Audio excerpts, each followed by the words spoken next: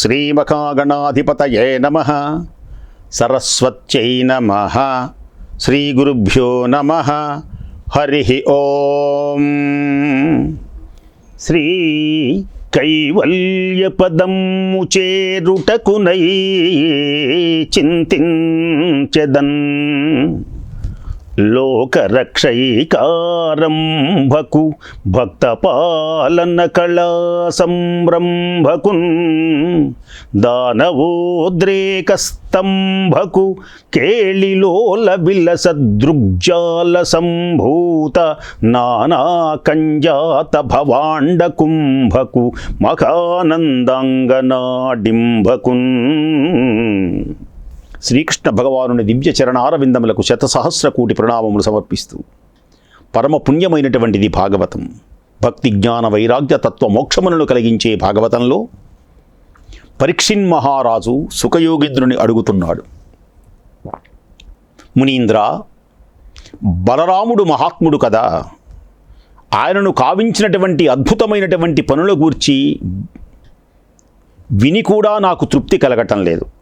ఇంకా వివరంగా వారి యొక్క వైభవాన్ని, వారు కావించినటువంటి అద్భుతమైనటువంటి పనులను నాకు తెలియచేయి అని పరీక్షిన్ మహారాజు సుఖయోగేంద్రుని అడిగారు. రాజా విను. సుగ్రీవునికి మంత్రి మైందుడు, వాని తమ్ముడే ద్వివిధుడు అని పేరు కలిగినటువంటి వానరుడు ఒకడున్నాడు. ఈ ద్వివిధుడు నరకాసురునికి దగ్గరవాడు, చెలికాడు, స్నేహితుడు, మహాగర్విష్టి. ఆ వానరుడు తన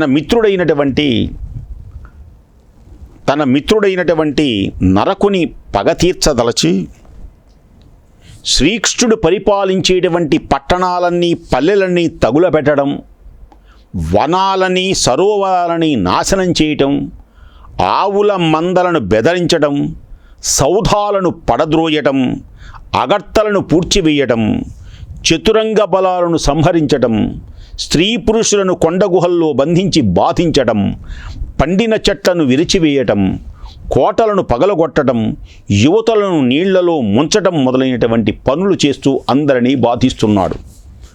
శ్రీకృష్ణుడు నరకాసుని సంహరించాడుగా, నేను కూడా పగ తీర్చుకుంటానని.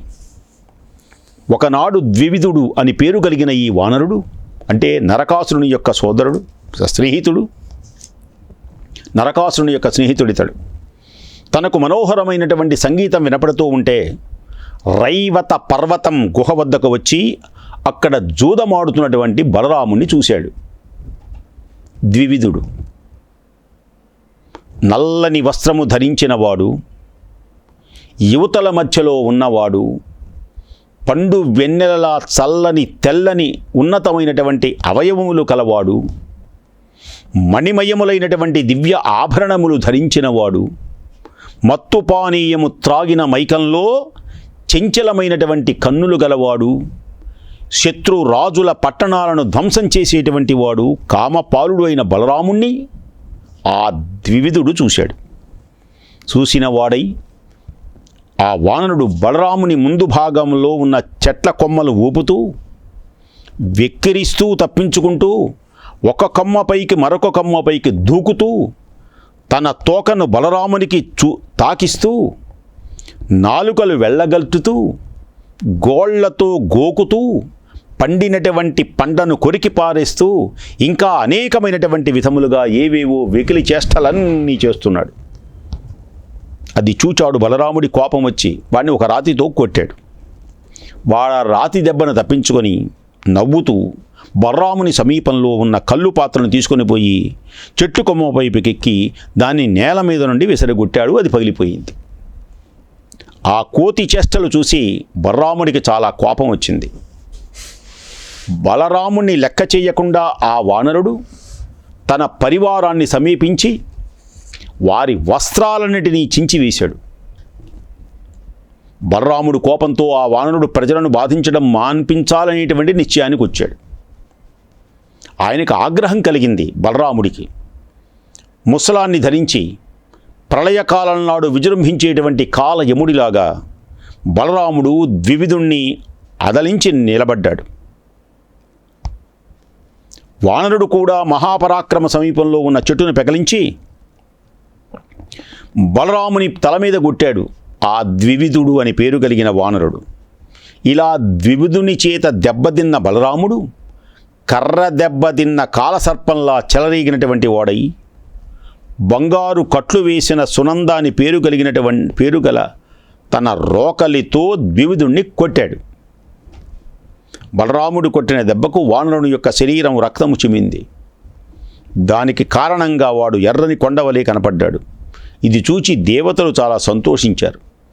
బలరాముడు కొట్టినటువంటి దెబ్బకు వారు క్షణకాలంలో మూర్ఛపోయి కొంతసేపటికి తేరుకున్నటువంటి వాడై అతిశయించినటువంటి బలంతో ఒక పెద్ద చెట్టును పెరకి దాన్ని బలరాముడి మీదకి వేసి కొట్టాడు.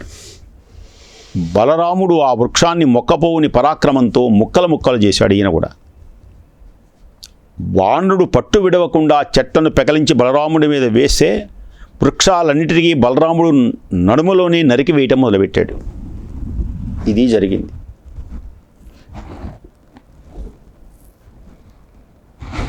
ద్వివిధుడు సమీపంలో ఉన్న చెట్లన్నీ పెరకి బలరాముడి మీద వేశాడు. అవన్నీ వృధా అయిపోయిన రాళ్ల వర్షం కురిపించాడు. రాళ్ళన్నిటినీ బలరాముడు పొడి పొడి చేశాడు. దాంట్లో ద్వివిధుడు తాటి చెట్ల వంటి తన బాహువులతో బలరామునితో ముష్టి యుద్ధానికి దిగాడు. ద్వివిధుడు బలరాముణ్ణి పిడుగురాంటి పిడిగుద్దులతో కుమ్మాడు. అప్పుడు బలరాముడు తన చేతిలో ఉన్నటువంటి రోకలిని నాగలిని ప్రక్కన పెట్టి కనుగుడ్లు బయటికి వచ్చేటట్లు రెండు చేతులతో ద్వివిధుణ్ణి మెడ గట్టిగా బిగించాడు. ఓ రాజా, విను పరీక్షణ్ మహారాజా. బలరాముడు ఆ విధంగా ద్వివిధుణ్ణి గొంతు నులిమితే వాడి ముఖంలో నుంచి చెవుల్లో నుంచి రక్తం చిమ్మటం మొదలుపెట్టింది. మెదడు చెదిరి పడిపోయింది. వాడు గభీరమణి భూమి మీద పడి చరణం మాని ప్రాణాలు విడిచాడు ద్వివిధుడు. ద్వివిధుని శరీరపాతానికి రైవత పర్వతం వణికిపోయింది. దేవతలు ఆనందంతో బలరాముని మీద పుష్పవర్షాలు కురిపించారు. ఈ విధంగా లోకకంటకుడైనటువంటి వానరుని సంహరించి సమస్త ప్రజలను ఆనందంతో తాన్ని పొగుడుతూ ఉండగా బలరాముడు తన నగరానికి విచ్చేశాడు అని చెప్పి శుకుడు తిరిగి పరీక్షిత్తుతో కొన్ని విషయాలు చెబుతూ ఉన్నాడు. ఓ రాజా, విను. దుర్యోధని కుమార్తె పేరు లక్షణ. బలరాముడు హస్తినాపురమును గంగలో త్రోయడానికి పూనుకుంటాడు. ఆ విషయం ఆ కథ అన్నమాట. ఎందుకు పూనుకున్నాడు ఏమిటి? దుర్యోధనుని యొక్క కుమార్తె పేరు లక్షణ. ఆమె సమస్త శుభలక్షణములు కలిగినటువంటి కన్య గనక పేరుకు తగినట్లున్నది. శ్రీకృష్ణుని కుమారుడైన సాంబుడు వివాహ సమయంలో ఆమె ధైర్య సాహసాలతో ఎత్తుకుపోయినాడు. దుర్యోధనుని కుమార్తెని శ్రీకృష్ణుడి కొడుకు ఎత్తుకుపోయినాడు. అది చూచి కౌరవులు, కుర్రవాడొకడు తమ అమ్మాయిని దౌర్జన్యంగా తీసుకొని పోతున్నాడు, పొగరుబోతుని బంధించి తెచ్చి చెరసాలలో వేద్దాం, యాదవులు మనల్ని ఏమి చేస్తారో చూద్దామని పెద్దలైనటువంటి భీష్మాదుల అనుమతిని పొందారు. మహాబలపరాక్రమవంతులైనటువంటి కర్ణశల్య భూరిశ్రవ యజ్ఞశేష దుర్యోధనాదులు యుద్ధ సన్నద్ధులై చెలరేగి రథాలెక్కి సాంబుడిని వెంబడించారు. సాంబుడు వారిని చూచి చిరునవ్వులు చిందిస్తూ ఉండగానే ముఖారవిందంలో సింహంలా గర్జిస్తూ ధనుర్ధారి అయి ఎదురొడ్డి నిలిచాడు. కౌరవులు సాంబునిపైకి తారసిల్లారు. కౌరవుల ధనస్సులు ఎక్కుపెట్టి సాంబుని మీద వాడి అయినటువంటి బాణాలు ప్రయోగించి మంచు మహాపర్వతం ముంచివేసిన విధంగా అతడి యొక్క రథాన్ని కప్పివేసినాయి. అంత భయంకరంగా బాణాలు వేశారు. ఈ విధంగా మేరు పర్వతంతో సమానమైనటువంటి ధైర్యం గల సాంబుని మీద కౌరవులు పరాక్రమాతిశయంతో బాణాలు ప్రయోగించారు. అతడు భుజబల సంపద మెరుస్తూ ఉంటే ఆకాశంలో దేవదుందుభులు మ్రోగగా కౌరవులు తమపై వేసినటువంటి బాణాలన్నిటినీ ధ్వంసం చేస్తున్నారు. వాళ్ళు అవక్ర పరాక్రమంతో సాంబుడు కౌరవుల మీద యుద్ధ సమూహాన్ని ప్రయోగించి అందరూ అన్ని రూపాల్లో కనపడుతూ వారి రథాలకు, గుర్రాలకు, సూతులకు, కేతనాలకు పొడిపొడి చేసి వారు ధరించినటువంటి కవచాల సైతం భేదించి వారి శరీరాలలో దూసుకుపోయేటట్లుగా శరపరంపరలు ప్రయోగించాడు. సాంబుని శరజాలం వలన గాయపడి రక్తధారలతో ఉన్నటువంటి రక్తం కారణంగా కౌరవులు పుష్పించినటువంటి సింసుప వృక్షంలా కనపడటం మొదలుపెట్టారు.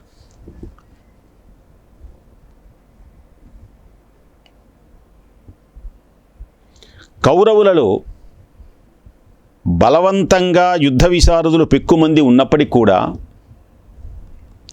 ఒక్క సాంబునితో తలపడి వాని వ్రేలు కూడా వంచలేకపోయినారు. అందుచేత వారు సిగ్గుపడి అవమాన భారంతో చాలా బాధపడ్డారు, నిట్టూర్పులు విడిచిపెట్టారు. అందరూ ఒక మారుగా సాంబుణ్ణి ముట్టయించారు. పదునైనటువంటి బాణాలు ప్రయోగించారు. అతడు రథాన్ని విరగ్గొట్టాడు. సూతుణ్ణి విరధుని చేసి చంపివేశాడు. బాలకుడైనటువంటి సాంబుడు కౌరవులను పట్టుబడ్డాడు. వారు సంతోషంతో గంతులు వేస్తూ సాంబుణ్ణి కన్యకా సహితంగా పట్టణానికి తీసుకొని వచ్చారు. ఇక్కడ ద్వారకా నగరంలో నారద మహర్షి సాంబుడు పట్టుబడ్డాడనే వార్తను యదువీరులకు విన్నారు. నారద మహర్షి వల్ల అందరూ విన్నారు. యుద్ధోత్సాహం అతిశయిస్తూ ఉంటే కౌరవ వంశాన్ని నాశనం చేయడానికి సిద్ధమైన మహారాజైనటువంటి ఉగ్రసేనుని అనుమతి పొంది సర్వ సైన్య సమేతంగా కదిలారు. అప్పుడు బలరాముడు యాదవ వీరులతో అంటున్నాడు, కౌరవులు మనకు దగ్గర చుట్టాలు, వారి మీద యుద్ధానికి వెళ్ళటం నీతి కాదు. యుద్ధప్రీతి గలవాడు భగవంతుడు, అయినప్పటికీ బంధుప్రీతి ఎక్కువగా ఉన్నవాడు బలరాముడు. యాదవ సైన్యాన్ని నిలువరించి బంగారుమయమైనటువంటి రథాన్ని అధిరోహించి అనురాగయుక్తమైనటువంటి విప్రులతో, కులవృద్ధులతో కలిసి హస్తినాపురికి బయలుదేరాడు. ఆ పట్టణ సమీపంలో సుగంధ పరిమళాలు వెదజల్లేటువంటి చెట్లు, చంద్రకాంత శిలలు. ప్రతి పట్టణం కూడా అలాగే ఉంటుంది. వర్ణన బ్రహ్మాండమైనటువంటి రీతిలో ఉన్నది. కౌరవుల దగ్గర ఉద్ధవుని పంపించాడు. ఉద్ధవుడు కౌరవుల కూటానికి వెళ్ళి వాళ్ళందరికీ నమస్కరించి, పెద్దలైనటువంటి వారందరినీ నమస్కరించి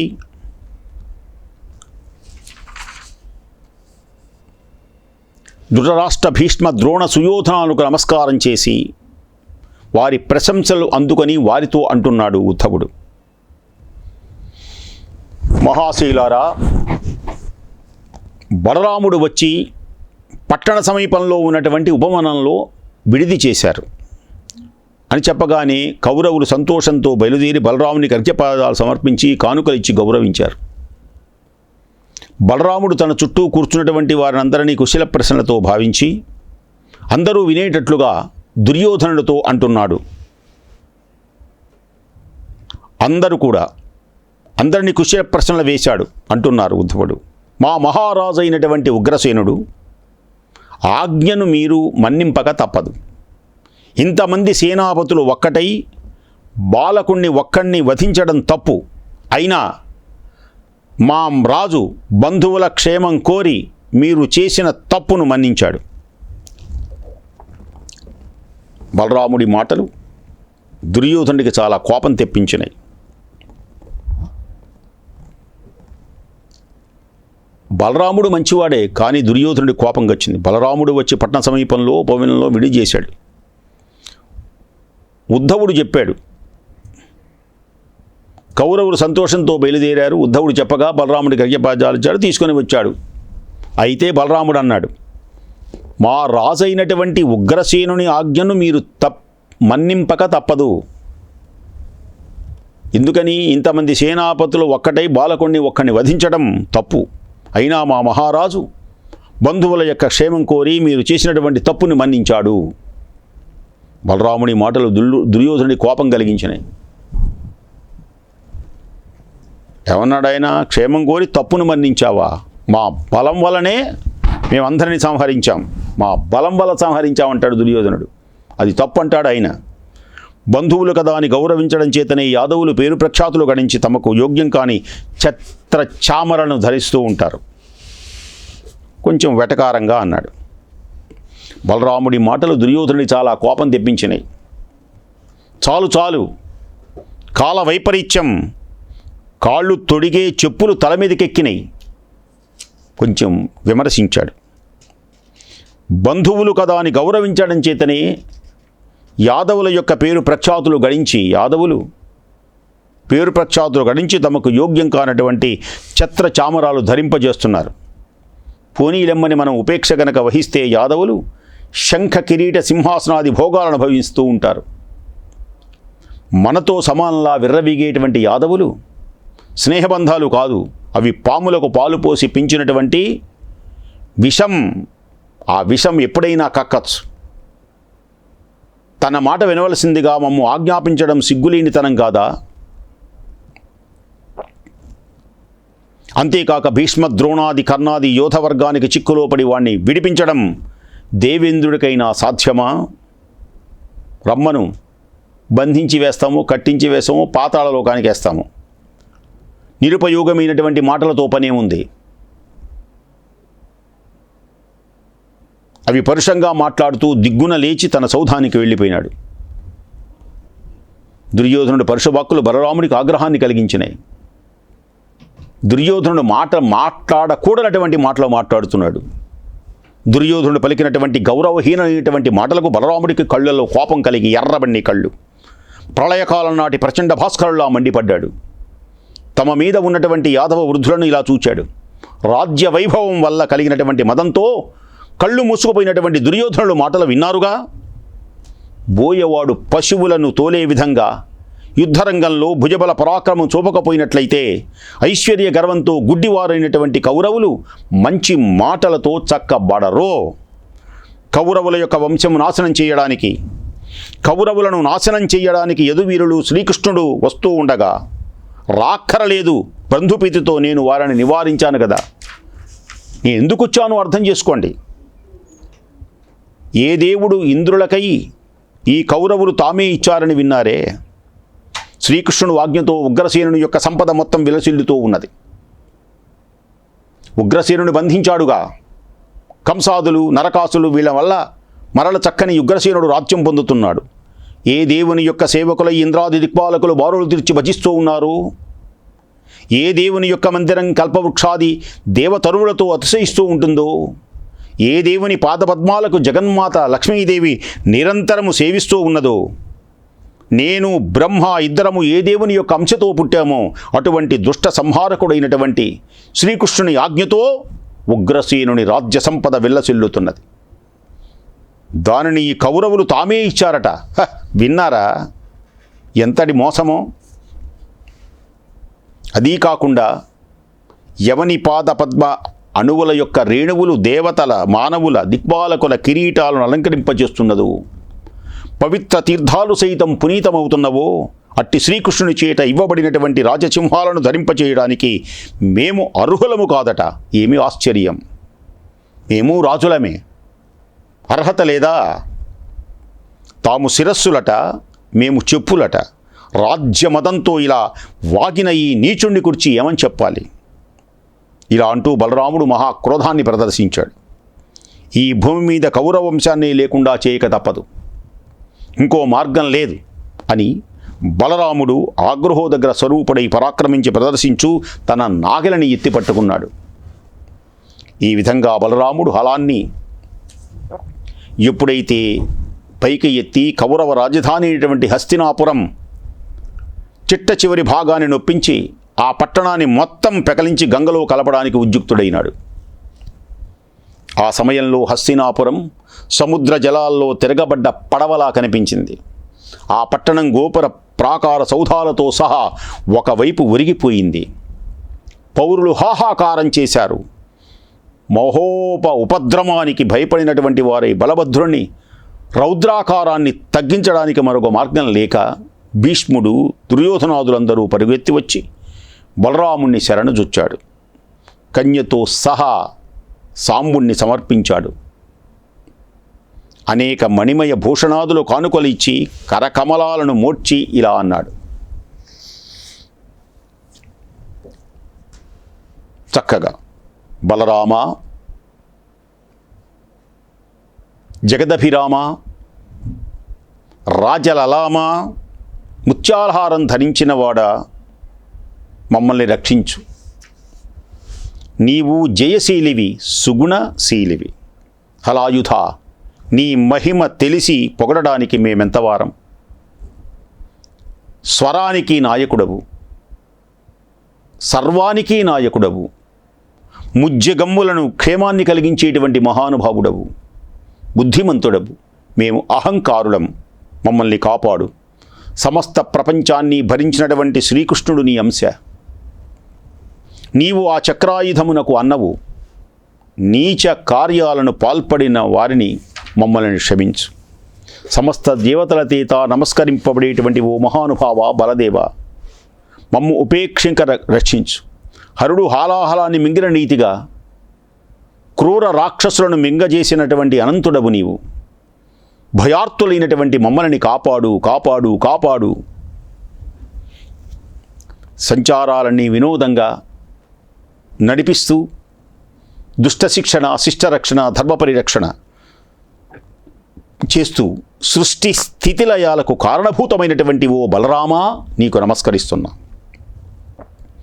నాశనము లేనటువంటి వాడివి, సమస్త ప్రాణి స్వరూపుడవు, సర్వశక్తులను ధరించినటువంటి వాడవు, శాశ్వతుడవు, జగద్గురుడవు, సృష్టికర్తవు, నిర్మలమైనటువంటి ఆకారం కలవాడు అయినటువంటి నిన్ను పొగడడం బ్రహ్మ కూడా సాధ్యం కాదు. ఈ విధంగా కౌరవులు స్తుతిస్తూ ఉండగా బలరాముడు సంతోషించి, మీరు చేసిన అవినీతి వల్ల ఇలా చేశాను, భయపడవద్దు, వెళ్ళండి. దుర్యోధనుడు వినయంతో అల్లుణ్ణి కూతుర్ని సాగనంపాడు. సాంబుడికిచ్చి తన కూతురునిచ్చి వివాహం చేశాడు. దుర్యోధనుడు కూతురుని, అల్లుణ్ణి ఆదరంగా వేలాది మంది దాసీలు, 1,00,000 గుర్రాలను, 2,00,000 ఏనుగులను, 6,000 రథాలను ఆనందంగా ఇచ్చాడు. ఇలా దుర్యోధనుడు అల్లుణ్ణి, కూతురుని సాగనంపగా బలరాముడు వారిని వెంటబెట్టుకొని ప్రజల ప్రణామాలు అందుకుంటూ ఆనందంగా ద్వారకా నగరికి వెళ్ళాడు. అక్కడ తన వారితో తాను హస్తినాపురికి వెళ్ళాడు. అక్కడ తన వారితో తాను హస్తినాపురికి ఏ విధంగా వెళ్ళింది, దుర్యోధనాదులు ఏం మాట్లాడింది, దాని ప్రతీకారం తాను చేసింది వివరం చెప్పి వారిని సంతోషపరిచాడు. హస్తినాపురం ఈనాడు దక్షిణ వైపున లేచి ఉత్తరం గంగానది వైపు కొంచెం వృంగి కృంగి బలరాముడి మహత్యాన్ని చాటుతూ ఉంటుంది. ఇప్పటికీ దేనికనైనా నాగలితో అలా పెకలించాడు. ఈ రీతిగా సుఖమహర్షి బలరాముని యొక్క భుజబలం సామాన్యమైనది కాదని పరీక్షిత్తుకు చెప్పి, ఆ పరీక్షిత్తుకు అనేకమైనటువంటి కథలన్నిటినీ సుఖయోగీంద్రుడు భాగవత రూపంలో అందిస్తూ ఉన్నాడు. రాజేంద్ర, కృష్ణుడు నరకాసురుణ్ణి చంపి వాని మందిరంలో ఉన్నటువంటి 16,000 అందగత్తెలను వరించి ఒక్కమారుగా అందరినీ ఒక్క రూపాలలో కనపడి అందరికీ ఒక్కొక్కరికి ఒక్కొక్క రూపం వివాహం చేసుకున్నాడనే వార్త నారదుడు విని అంత వైభవాన్ని సందర్శించాలనేటువంటి కాంక్షతో ఒకనాడు ద్వారకా నగరానికి వచ్చాడు. నారద మహర్షి యొక్క దివ్యమైనటువంటివి 16 సహస్ర స్త్రీ సంగతుడైన శ్రీకృష్ణుని యొక్క మహిమ నారదుడు చక్కగా తెలుసుకుంటాడు. ఆ నారదుడు మనందరికీ వర్ణిస్తాడు. అట్టి పుణ్యమైన, దివ్యమైన, మహోన్నతమైనటువంటిది భాగవతం. భాగవత శ్రవణం చేతనే శ్రీకృష్ణుని యొక్క దివ్యమైనటువంటి మహిమ మనకు గోచరమవుతుంది. అసలు ఈ 16,000 మంది ఎవరు? మనం లోగడ చెప్పుకున్నాం. ఈ 16,000 మందితో పరమాత్మ ఎలా కాపరం చేశాడు, ఎలా బ్రహ్మచారి అయినాడు, అనేకమైనటువంటి ధర్మ సందేహాలన్నీ మనకు భాగవతంలో చక్కగా మనకు గోచరమవుతాయి. అందులో తత్వవేత్త, మహానుభావుడు, అవధూత చక్రవర్తి అయినటువంటి సుఖయోగీంద్రుడు పలుకుతున్న పుణ్యమైనటువంటి మాటలను పరీక్షిన్ మహారాజు శ్రద్ధగా విని ఆలకించి తన జన్మ ధన్యమైనట్లు భావించాడు. అట్టి పుణ్య దివ్య మహోన్నతమైనటువంటి భాగవతాన్ని శ్రవణం చేయండి. భాగవతం లోగడ చెప్పుకున్నట్లుగా భక్తికి, జ్ఞానానికి, వైరాగ్యానికి, తత్వానికి, మోక్షానికి ప్రాప్తింపచేసే అద్భుత మహోన్నతమైనటువంటి కథ భాగవతం. అట్టి భాగవత శ్రవణం మానవులకు ఆనందాన్ని కలిగిస్తుంది. భాగవత శ్రవణం వలన సమస్తమైనటువంటి పుణ్యములు మనకు కలుగుతాయి. అట్టి పుణ్య సంపదను మనం కలిగించుకొని ఆనంద తరంగాలతో ప్రకాశిస్తూ సకల సుఖములు అనుభవించాల్సిందిగా కోరుకుంటూ మరల రేపు ఇదే సమయం మనం విందాం. స్వస్తి.